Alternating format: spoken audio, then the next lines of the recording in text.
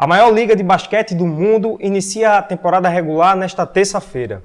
A edição 2019-2020 promete ser uma das mais equilibradas dos últimos anos, com vários times nivelados e contando com duplas estrelares. Para analisar os favoritos, apontar os candidatos a MVP e falar sobre os destaques de pré-temporada, conto hoje com as presenças de Vinícius Cavalcante, repórter da Folha de Pernambuco, e Bruno Noblar, da CBN, que já trabalhou conosco também na Folha de Pernambuco. Bruno, obrigado pela presença mais uma vez. Hoje aqui eu estou mediando o debate, uma análise com dois caras que entendem bastante sobre a NBA. E vamos começar falando sobre a pré-temporada, né? O que você viu assim de mais destaque, além da polêmica lá envolvendo o gerente geral do Houston Rockets? Queria que você desse uma explanada assim sobre esse início de temporada, né? Pré-temporada. Olha, Jason, primeiramente, prazer estar aqui novamente para falar sobre NBA. Pré-temporada é bastante interessante, né? A gente está se acostumando com as novidades, como veio o Anthony Davis com a camisa do Lakers, a gente está vendo aí o Kawhi Leonard, depois de conquistar um campeonato, indo para Los Angeles, mas para atuar no rival Clippers, e uma pré-temporada que não quer dizer muita coisa, claro, mas que teve pontos positivos, como a equipe do Orlando Magic, que é um time que foi para os playoffs na temporada passada em oitavo, mas foi eliminado para o Toronto de forma fácil. Teve o Golden State Warriors, que é uma incógnita, será que consegue chegar com o Stephen Curry e D'Angelo Russell? Então, uma pré-temporada que não disse muita coisa, mas mostra que temos ótimos novatos. Tem o Zion Williams aí do New Orleans Pelicans jogando já num nível extremamente absurdo para quem acabou de entrar na NBA. Tem o Tyler Hero, que é um novato da equipe do Miami também, que fez uma ótima pré-temporada. Carson Edwards na equipe do Boston Celtics. Então, bons nomes aí para ficar de olho e duplas muito interessantes nessa temporada que tá difícil escolher qual é a melhor. Vinícius, como é que você vê essa polêmica que envolveu a China e a NBA? Se o que o gerente geral do Houston Rockets falou pode afetar financeiramente a NBA, a liga? Sim, com certeza. Eu acho que é uma coisa que pode gerar problemas como 15% do salário dos jogadores podem diminuir. Então, assim, a gente não sabe no que vai dar. A gente tem que ter um pouco de cautela também. LeBron James se posicionou. Algumas pessoas foram contra, dizendo que ele estava pensando só em patrocinadores, só com aquele discurso politicamente correto. E algumas pessoas também são a favor do que o gerente do Houston falou. Então, a gente tem que ter um pouco mais de calma para analisar correto e ver o que vai dar, né? A gente sabe que Yao Ming, que é o principal ídolo, o principal jogador de todos os tempos da China, foi um grande ídolo do Houston Rockets e teve problemas lá. Então, assim, não é algo que está sendo lidado muito bem. Então, vamos esperar e vamos ver no que vai dar. Só para contextualizar, a frase de Daryl Morey, né, foi a seguinte: lute pela liberdade, fique com Hong Kong. Ele fez no Twitter, né? Foi no tweet, e aí provocou toda a polêmica da pré-temporada. Foi o destaque da pré-temporada, foi esse. Né? Inclusive, vinha muita pressão dos patrocinadores da China que ele fosse demitido depois dessa declaração, né? O Houston Rockets ainda vê a possibilidade, porque o Houston é um dos times que tem mais patrocinadores da China, é um time que geralmente faz jogos de pré-temporada na China, tem toda uma relação, então isso causou um desconforto e acho que essa história ainda não terminou. O Enes Kanter, jogador do Boston Celtics agora, depois do discurso do LeBron, já se mostrou também em rede social contra o discurso do jogador do Lakers, então tá um certo desconforto e que me parece que teremos cenas para os próximos capítulos ainda. Vocês acreditam que pode chegar alguém para botar panos quentes, como o negócio está muito efervescente ainda, tá... Na verdade, eu acho que é isso que vai acontecer. Porque Daryl Morey, como você falou, é um cara que mudou a forma como o Houston joga. Ele é um cara extremamente voltado para as estatísticas. Então, assim, a gente vê hoje um Houston que apenas chuta de 3 ou faz bandeja. Estatisticamente, segundo ele, essas são as melhores formas de você pontuar. Então, assim, esse impacto que ele leva na equipe, provavelmente ele não vai sair. Então, obviamente, vai rolar, vai chegar alguém que vai botar panos quentes, vai acontecer algo que a gente ainda não viu, não sabe, mas vamos aguardar. A gente falou das polêmicas fora da quadra, agora vamos falar dentro dela, que também está pipocando, principalmente não se fala em outra coisa, que seja Los Angeles, né? Com os Lakers e os Clippers agora em condições de igualdade, vamos dizer assim, né? Quem é que você vê que chega mais forte para a temporada? Olha, é difícil saber quem chega mais forte, mas que pela primeira vez na história a gente pode ter uma final de conferência entre duas equipes de Los Angeles está claro. O Clippers foi uma equipe que ano passado era um time bem subestimado, ninguém esperava muita coisa, e pegou o Golden State Warriors na primeira fase de playoffs e só perdeu por 4-2, fazendo uma série incrível. Teve uma vitória até na casa do Golden State, que foi uma virada das maiores da história dos playoffs, e merecia ter sido recompensado, digamos assim, com a escolha do Kawhi Leonard e do Paul George irem para lá. O Kawhi tinha acabado seu contrato com o Toronto e fez uma reunião com o Paul George dizendo que iria para Los Angeles jogar no Clippers se o Clippers conseguisse uma troca com o Paul George. E aí terminou acontecendo, as equipes entraram em acordo e o Clippers acabou sendo premiado com a ida desses dois. Para mim, é o favorito a conquistar a próxima temporada da NBA. Tem que manter todo mundo saudável, obviamente.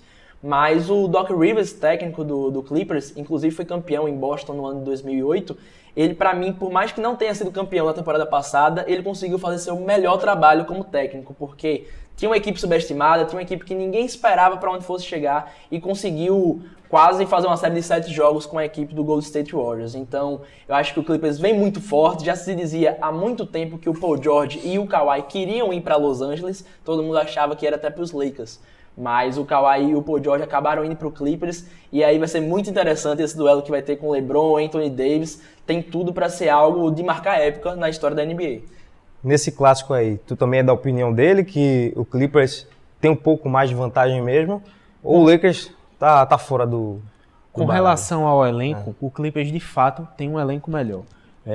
Ele tem uma profundidade muito boa, a defesa é muito forte. No perímetro, se a gente pegar Patrick Beverley, o próprio Paul George, Kawhi Leonard, provavelmente vai se tornar na melhor defesa, ao menos do perímetro da NBA. A gente sabe que tem um Lou Williams e um Montrezl Harrell, que vêm muito bem do banco, pontuam muito e foram extremamente importantes para perder, novamente, só por 4-2 para o Golden State Warriors. Eu acho que eles até passam uma mensagem para aquelas equipes que não têm grandes estrelas e que pensam em tancar. Tancar na NBA é você perder porque quer. Para poder ter uma loteria no draft. Exatamente, uma escolha melhor. Então, assim, mesmo eles, depois da troca do Blake Griffin, depois da troca por Chris Paul, depois da troca por DeAndre Jordan, eles conseguiram montar uma equipe legal, mesmo sem estrelas, mas Doc Rivers fez um grande trabalho e, assim, passa uma mensagem positiva. Com relação aos Lakers, é uma equipe boa, sim. Provavelmente a gente vai ver o primeiro LeBron James jogando de armador desde o início. Então é algo que pode lembrar, até algumas pessoas estão fazendo a comparação com o Magic Johnson. E de fato é um cara mais alto, bem atlético. Então eles tiveram o primeiro baque, que foi a lesão de DeMarcus Cousins. Novamente ele veio de um problema no tendão de Aquiles e agora rompeu o ligamento do joelho, deve ficar até janeiro. Trouxeram o Dwight Howard novamente, ele já não deu certo em 2013, mas decidiram trazer de novo. Então vamos ver, eu ainda quero esperar para ver as duas equipes. Eu acho que foram duas equipes que foram montadas agora. O Clippers sim tem uma base mais forte, mas aí do Lakers, se a gente pegar, só vai ter ali o Rajon Rondo, o Magui, o Alex Caruso, que vai jogar pouco, que vieram da temporada passada, o Kyle Kuzma. Chegou o Danny Green também, Chegou o Danny Green, mas assim, os caras que vieram da temporada, que estavam na temporada passada, então a gente tem que esperar. O próprio Miami Heat lá do Big Three, de Chris Bosh, de Dwayne Wade e de LeBron, eles demoraram para montar uma equipe, para a equipe conseguir encaixar, para jogar de fato. Então isso também pode ocorrer com o Lakers. Mas, um fato a gente não pode negar. O LeBron está mordido, o LeBron não foi para os playoffs depois de muitos anos, não foi escolhido para a equipe ideal da NBA, então a gente tem que esperar, mas uma certeza que a gente vai ter é que ele vai jogar muita bola e provavelmente o Anthony Davis vai ajudar demais. É um duelo interessante, né? E, assim, eu acho que em alto nível, não sei a opinião de vocês, mas a minha opinião é que em alto nível, tudo dando certo, sem lesões, principalmente de Anthony Davis, eu acho que é uma dupla mais forte. Anthony Davis, isso ele jogando o fino da bola, né? Anthony Davis e LeBron. LeBron preocupa muito é o melhor jogador da NBA, ainda eu acho, né? Ainda eu também acredito que o LeBron seja. O que fica muito em dúvida é a questão do físico do Anthony Davis. Inclusive nessa pré-temporada ele já deixou de jogar um jogo por uma lesão no dedo. Então é um cara que termina deixando sempre em dúvida o futuro da equipe. Ele, quando teve uma temporada muito saudável no Pelicans, eu acho que é a mais saudável que ele fez em sua carreira, ele praticamente sozinho, com jogadores mais sem ser protagonistas, levou o Pelicans a uma semifinal de conferência, quando só perdeu também para o Golden State Warriors. Então, é um cara que pode ter um impacto muito grande. Eu acho que no Pelicans, até no primeiro Folha em Campo que a gente fez aqui com isso, eu votei no Anthony Davis para ser o MVP da temporada, porque se ele joga saudável, eu acho que ninguém para o Anthony Davis. Agora, eu não sei se dá pra dizer que é uma dupla melhor do que Kawhi e Paul George, porque eu acho que Kawhi e Paul George ainda são mais completos no fator defensivo. Eu acho que LeBron e Anthony Davis trazem ótimos fundamentos no ataque, são jogadores que pra parar é muito complicado, só que a defesa do Paul George e do Kawhi termina sendo melhor, então eu acho que ainda colocaria um pouco na frente a dupla do Clippers do que a do Lakers. Ainda falando sobre a Conferência Oeste, Golden State também faz parte da Conferência Oeste, né? E ele tá morto, foi finalista por 5 vezes seguidas, tá com um baque agora de não poder contar com Klay Thompson, né? Com a lesão do joelho, só volta na próxima temporada, em janeiro. Ainda acho janeiro. que ele tem condição de voltar nessa temporada. E se você tem Stephen Curry e Klay Thompson, acho que você não pode duvidar nada da equipe do Golden State. Agora, que vai sofrer, vai. Com certeza vai ser uma equipe que vai lutar muito para chegar ali nas últimas posições de playoffs. A gente não sabe ainda como o D'Angelo Russell vai se comportar. Eu acho que nessa pré-temporada eu pude acompanhar 3 jogos do Golden State, um ele foi bem, nos outros 2 ele foi mal. Então é um cara que, se repetir a temporada que ele fez para a equipe do Brooklyn Nets na temporada passada, eu acho que o Warriors ainda assim briga pelas últimas 2 posições ali para chegar nos playoffs. E quem seriam os outros do Oeste assim, que você destaca, além do Golden State e dos times de Los Angeles? Olha, tem os 2 Los Angeles para mim que estão na frente, mas o Houston Rockets aí com James Harden e Russell Westbrook é um time extremamente perigoso. Eu acho que Harden e Westbrook, eles podem fazer o Houston ainda na temporada regular terminar na frente dos de Los Angeles. Eu acho que o Houston ainda pode ser o primeiro da conferência, porque o que esses 2 caras conseguem fazer toda noite com médias de triple-double, fazendo mais de 30 pontos por jogo, eu acho que o Houston ainda pode, pela questão de falta de entrosamento dos 2 times de Los Angeles, o Houston ainda pode terminar na frente. Tem o Denver, que é um time que o Vinícius queria citar, né, que é um time bem subestimado, assim como o Portland também. A gente sempre esquece do Denver. O Denver foi líder da Conferência Oeste na última temporada. E assim, todas as equipes elas perderam alguém. O Denver não perdeu ninguém.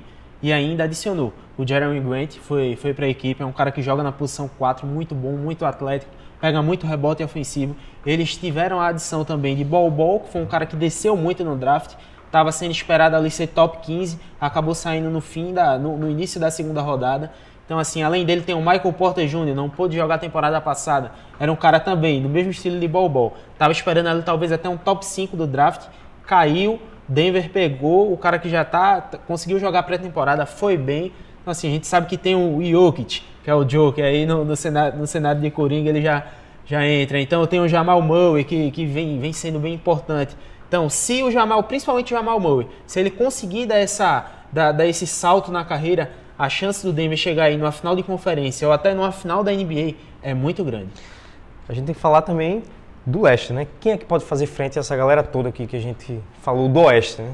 Olha, depois da saída do Kawhi do Toronto Raptors, o Toronto cai consideravelmente. Acho que é um time que ainda vai pegar playoffs e talvez até com mando de quadra, ficando entre os primeiros 4. Mas agora fica uma responsabilidade enorme na equipe do Milwaukee Bucks, do Antetokounmpo, que também é um candidatíssimo a MVP novamente. E a equipe do Philadelphia 76ers, são os 2 times aí que surgem como favoritos no leste, até porque o Sixers conseguiu aí adquirir o Al Horford, que era do Boston Celtics, um ótimo pivô, tem tudo para fazer um garrafão assustador ali com o Joel Embiid, então fica aí entre esses 2. Eu acho que um pouquinho mais atrás ainda tem o Brooklyn Nets, que tem a ida do Kyrie Irving e espera o Kevin Durant chegar aí, não se sabe ainda se o Durant vai conseguir jogar nessa temporada. E o Irving que já se machucou mais uma vez, assim como vem sendo rotineiro, né? O Kyrie Irving vem se machucando demais, então isso pode prejudicar a equipe do Nets, que já não tem o D'Angelo Russell, que rolou esse buyout e ele conseguiu adquirir Kevin Durant, então a gente tem que esperar. Com relação aos Sixers, eu acho interessante a gente falar que eles sempre mudam de time. A cada 6 meses é um time diferente. E são sempre encaixes diferentes, estranhos. A gente vai ter agora o Ben Simmons, que conseguiu acertar uma bola de 3 finalmente. Pela primeira vez na carreira. O Josh Richardson, o Al Horford, o Embiid e o Tobias Harris. Então, assim, nenhum especialista de 3. O Richardson, ele chuta, assim como os outros 3, tirando o Ben Simmons. Então, assim, a gente tem que esperar. Eles não têm mais o J.J. Redick. Então, aí que entra também o brasileiro, o Raulzinho. Exato. Raulzinho conseguiu sair da equipe do Utah, foi para o Philadelphia, vai jogar, porque o Ben Simmons vai ter que sair. Então, ele vai ter ali pelo menos 15 minutos de quadra. Então, acho que ele tem que melhorar. Na temporada passada, ele teve aproveitamento no chute de 3 pontos de 33%. Para ele conseguir ter mais tempo de jogo, para ele conseguir entrar com os titulares, numa possível ausência do Ben Simmons ou no Josh Richardson, ele vai ter que melhorar esse chute de 3. Até para adquirir ali e ter uma opção que não tem no Philadelphia. Então acho que vai ser interessante aí, o brasileiro pode ter uma boa temporada, talvez até a melhor dele na NBA. Além de Raulzinho, só para a gente finalizar, falar dos brasileiros, já que ele citou, temos Nenê, Bruno Caboclo e Cristiano Felício, né? Desse quarteto aí, quem é que pode ter uma temporada mais consistente? Olha, o Raulzinho realmente, o Vinícius foi perfeito quando falou que vai ter tempo de quadra, né? Até o terceiro armador do Philadelphia, agora o TJ McConnell, saiu do Philadelphia para ir para o Indiana Pacers, então o Raulzinho é o primeiro substituto do Ben Simmons, então tempo de quadra ele vai ter. Então talvez seja o ano do Raulzinho se provar no melhor basquete do mundo. Acho que quem também pode fazer uma ótima temporada é o Bruno Caboclo, porque tá num time que vai brigar pelas posições de baixo, que é o Memphis Grizzlies, fez uma ótima Copa do Mundo, o Caboclo foi um ponto positivo da Copa do Mundo do Brasil, é um ótimo defensor, e como ele joga num time sem muita pressão, ele vai ter muito tempo de quadra, então ele pode ser o brasileiro que melhor tenha números nessa temporada da NBA. O Felício vai ter tempo no Chicago Bulls, mas é um cara que eu não acredito que tenha potencial para mudar seu estilo de jogo. E o Nenê tá naquela coisa, né? Final de carreira, mas ainda vai ser usado na equipe do Houston, porque o Capelá é um pivô muito novo, mas que também tem problemas de lesões, então o Nenê vai ter também um certo tempo de quadra. Talvez o que complica ele um pouco é o Tyson Chandler, né? Que chegou lá, mas também é um cara bem parecido com o Clint Capelá. Então é um cara bem reboteiro, faz a jogada de ponte aérea. Nenê já é um cara mais diferente, mais atlético. A gente até vinha comentando que assim, a diferença dele para Cristiano Felício, mesmo com a diferença grande de idade, Nenê ainda consegue ser um cara mais ágil, mais atlético. Então vamos esperar. Com relação a Felício, ele vai ter tempo de quadra, como o Bruno disse. Não sei se ele vai corresponder. Sabe que na posição 5 só tem o Wendell Carter Jr., talvez Lauri Markkanen jogando no... improvisado, né? Exatamente, assim. no small ball, ele joga ali na posição 5, mas que não é a posição dele. Então Felício vai ter tempo de quadra. Vai contribuir? Não sei. A Copa do Mundo dele foi péssima. Talvez o pior jogador do Brasil. Então a gente tem que aguardar. Mas eu não ficaria muito ansioso por Felício, não. Acho que não vai ser uma boa temporada, não. Folha em Campo finaliza mais uma edição. O tempo já está estourado. Você vê que a NBA rende bastante e ainda faltou muito assunto. Desculpa, inclusive, se a gente não tocou em alguns assuntos, mas é realmente porque o tempo é limitado. A gente espera que tenhamos levando um material interessante para você ficar por dentro da NBA, que começa agora nesta terça-feira. Obrigado pela participação, curta, deixa aí o nosso like, curta o nosso canal no YouTube, se inscreva, né, no nosso canal. Obrigado pela participação e até a próxima.